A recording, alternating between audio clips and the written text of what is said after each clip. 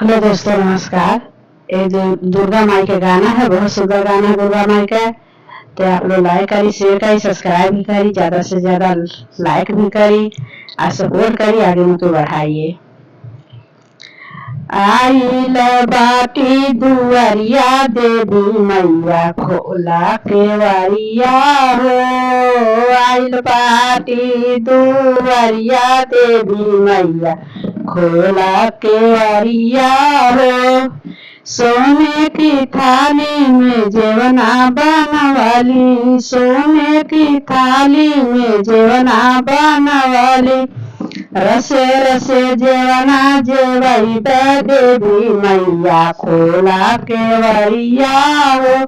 रसे रसे जेवना जेवई देवी मैया खोला केवरिया हो। आइल बाटी दुआरिया देवी मैया खोला केवरिया हो। आइल बाटी दुआरिया देवी मैया खोला केवरिया हो। सोने सुराही गंगा जल पानी, सोने सुराही गंगा जल पानी। रसे रसे पनिया पियई देवी मैया खोला केवरिया हो।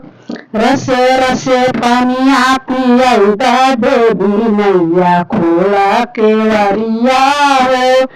आइल बाटी दुआरिया देवी मैया खोला केवरिया हो।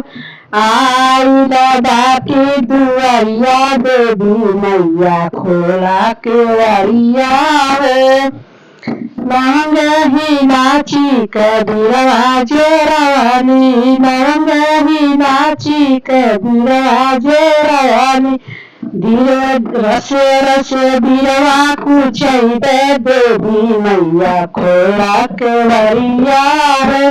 रसे रसे बीरवा कुचई देवी मैया खोला केवरिया हो।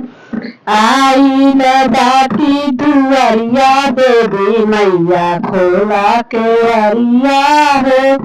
आइल बाटी दुआरिया देवी मैया खोला केवरिया हो। फूल हजारी कैसे जल गवाली, फूल हजारी कैसे जल गवाली। रसे रसे पौआ दबई देवी मैया खोला केवरिया हो।